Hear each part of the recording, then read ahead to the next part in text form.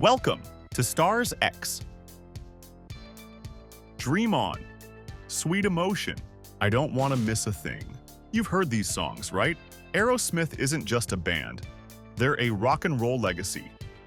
But behind those massive hits is a wild story of triumph, heartbreak, and one of the greatest comebacks in music history. Let's talk about the journey of Aerosmith, how they rose to stardom, nearly fell apart, and somehow managed to climb back to the top. Before Aerosmith was even a thing, each of the guys had their own unique path. Steventyler, born Steven Tallarico, grew up in Yonkers, New York. His dad was a classical pianist, and little Steven grew up surrounded by music. But he wasn't the rock god we know today. He was just a kid obsessed with singing. Joeperry, on the other hand, was a shy, guitar-obsessed teenager from Hopedale, Massachusetts. He spent hours playing along to blues records, dreaming of the day he could bring those riffs to life. Tom Hamilton? He was your typical small-town kid from Colorado who picked up a bass guitar and realized he had a knack for it. Brad Whitford was the tech-savvy one, studying at Berklee College of Music. And Joey Kramer? The man brought the thunder on drums and even came up with the band's name, Aerosmith. Fun fact, he wrote it in a notebook when he was still in high school. In 1970, they all crossed paths in Boston, and boom, Aerosmith was born. They played small gigs, slept on floors, and hustled hard. Their chemistry? Electric? By the mid-70s, Aerosmith wasn't just a band, they were the band. Their breakthrough came with songs like Dream On and Sweet Emotion. And then came Toys in the Attic, which gave us Walk This Way. Steventyler's raw vocals and Joeperry's bluesy, in-your-face guitar riffs became the backbone of their sound. Fans couldn't get enough of them. But as their fame skyrocketed, so did their lifestyle. The partying, the drugs. It was the epitome of rock and roll excess. By the late 70s, the cracks started to show. Steventyler and Joeperry became known as the Toxic Twins because of their heavy drug use.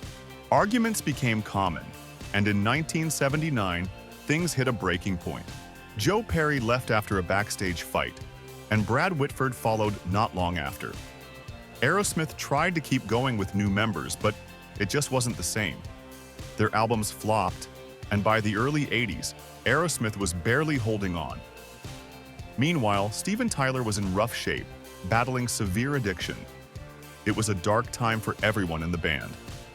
But then, in 1984, something incredible happened. The original lineup, Steven, Joe, Brad, Tom, and Joey, reunited.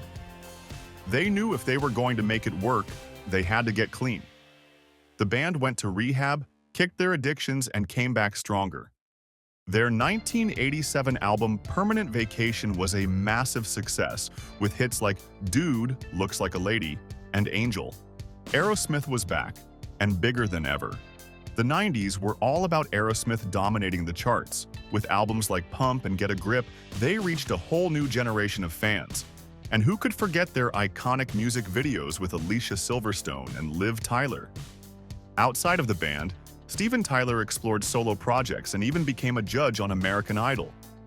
Joeperry kept busy too, writing a memoir, collaborating with other musicians, and even launching his own line of hot sauces.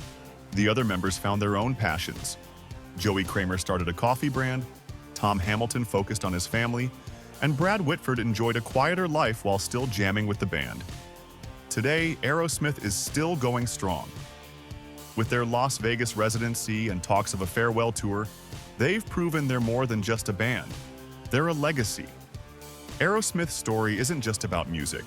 It's about friendship, resilience, and never giving up, even when the odds are stacked against you. They've inspired generations, and their music will live on forever.